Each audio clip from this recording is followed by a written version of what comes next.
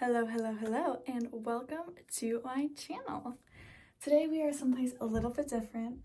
The lighting and angles are really bad, I know, but this is the only place in my house I have a whiteboard, and today we're going to dive into something that you definitely need a whiteboard for, because today we're going to be talking about runner math.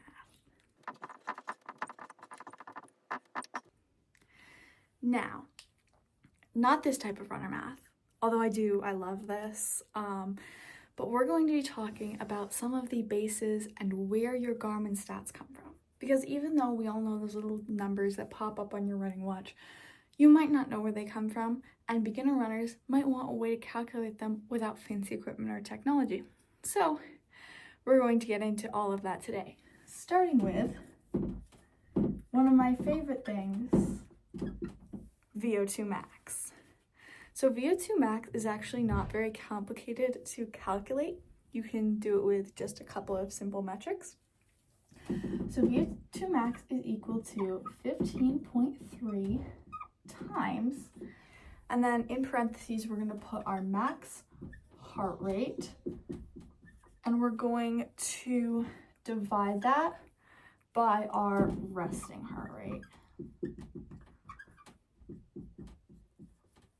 And the hard part is really what's in these parentheses. So how do we know what our max heart rate is, and how do we know what our resting heart rate is? So to find your max heart rate, it's not too complicated. There are a couple different models. I'll say there's two major models. So you can do both of them and see which one you think is better. Usually you'll get a very similar answer. One of them is 208 minus your age times 0.7. And the other one is just 220 minus your age. So I'll show you, for example, if you were 21 years old, you would do 208 minus 21 times 0.7, and for this one you would just do 200 minus 21. So as we can see, we get ballpark numbers. This one we get 199, this one we get 193.3, but in the general grand scheme of things, these are pretty similar answers, so you can use whichever one you prefer or whichever one that you feel has more scientific backing to it.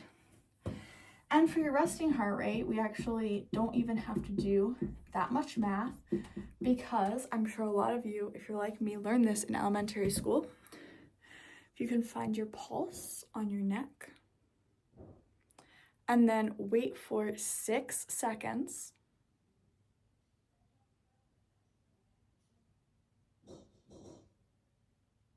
What you're going to want to do is count the pulses and then multiply that by 10, and then you'll get your resting heart rate, because 6 seconds times 10 would equal 60 seconds. I'm not going to do mine right now. Mine's probably really high because I get a little nervous when I'm on camera. But that is how you would find that. So let's say your resting heart rate is, 50 beats per minute. So then to calculate your overall VO2 max, you would do 15.3 times your max heart rate, which is, I'll use 199, over your resting heart rate, which we can say is 50. And I'm going to round that to 15.3 times 4, because 199 is almost 200. And 15.3 times 4, I'm not very good at doing math on camera, but this is going to be 1.2. 15 times 4 is 60, so 61.2 would be an approximate VO2 max for this kind of imaginary person that we're talking about. Now that we have discussed VO2 max, the next thing I want to discuss in depth is training stress. Training stress is basically how much stress a workout puts on your body. And look at me spelling training wrong. I don't know why it would be spelled that way. Training stress. Basically, how much strain does an individual workout put on your body?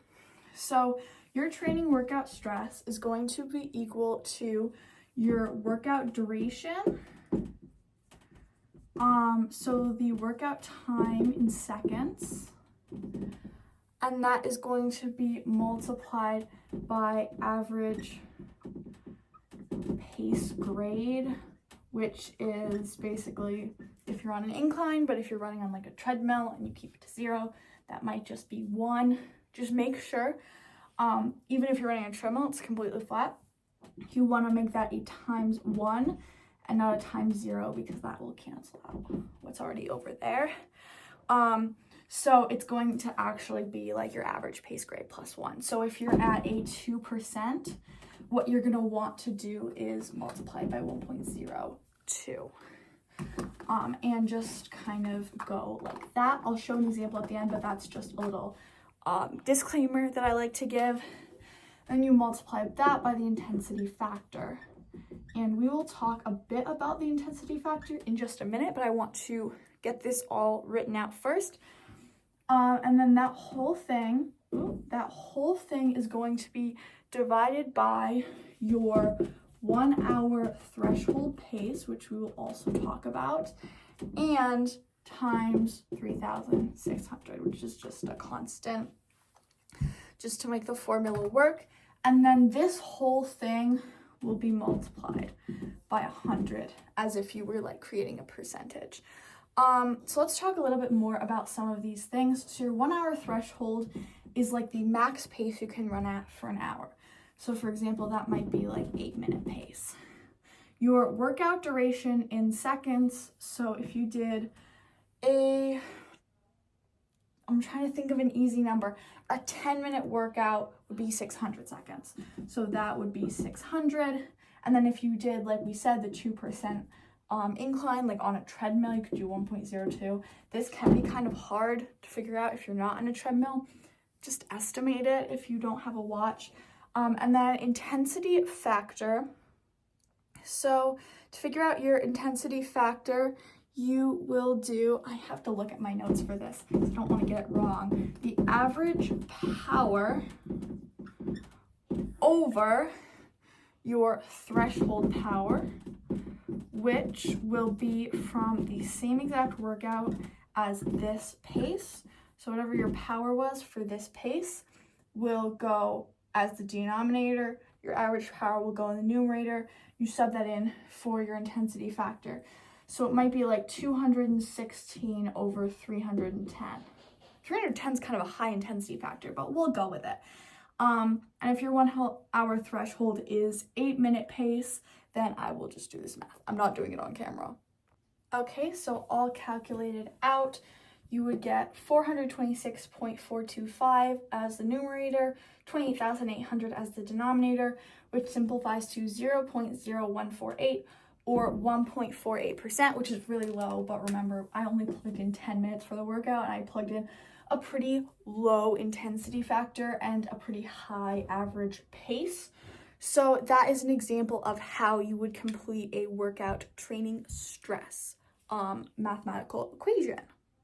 The last thing I want to talk about is a little more for sprinters than for distance runners, but for mid-distance people and high school runners, like I run 15, 3,000, 800, 400. I run everything. I ran a 200 a couple weeks ago.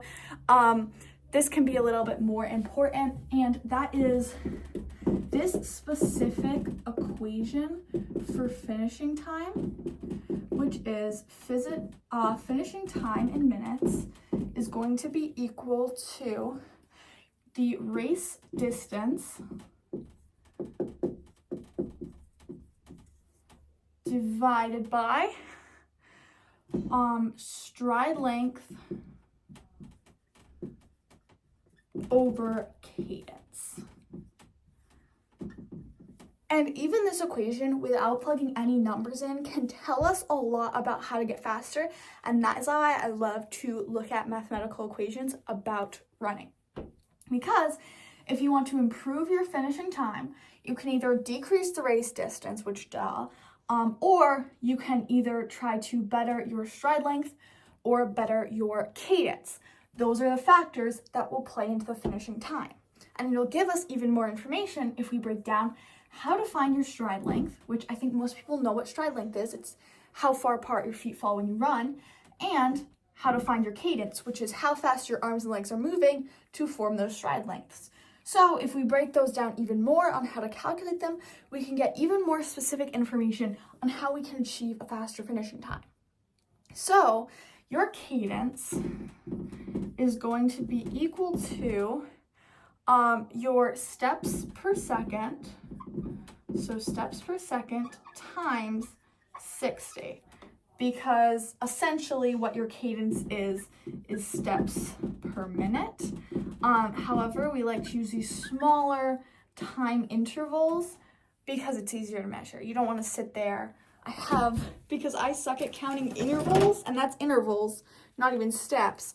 I have to use like a clicker, like track coaches in the 80s did, because your girl cannot count like 10 push-up intervals. I just can't do it. So it's a little hard to do, but I think steps per second is also hard unless you're running like a 50 meter and you're fast as fuck. So what I like to do is do steps in 30 seconds, and then multiply that by 30, and then multiply it again by the 60, and that'll give you your cadence. Or I suppose you could just multiply it by 90, but why would you want to make your life easier? This can just show you, this comes from the cadence formula, this comes from the 30 seconds versus the steps per second. And then the way that I like to use to calculate stride length does take a little more of the old-fashioned clicker action. What I like to do is remember that 1/8 of a mile is approximately equal to 200 meters. So if you count your strides or your step falls in 200 meters, then you can use that either dividing to see how long your strides are or multiplying to see strides per mile, and then you can divide that out because it's a nice even number because you have 1 mile. Unless you're calculating in meters, if you're a sprinter, then you might want to keep it in meters because a mile is 1,609.6 miles, I think, and that's not a very nice number to deal with. But this is overall how you would be able to calculate your finishing time. So you also want to make sure race distance and stride length are the same. So you're either going to have a super small, probably scientific notation fraction of a mile, or have your race distance in meters, which is what I prefer. So I'm going to do an example off camera for you guys, and then I will explain all the parts. Here's our lovely example. You can tell I'm a distance runner because I put a 2:10 cadence for a 100-meter race, which would never happen.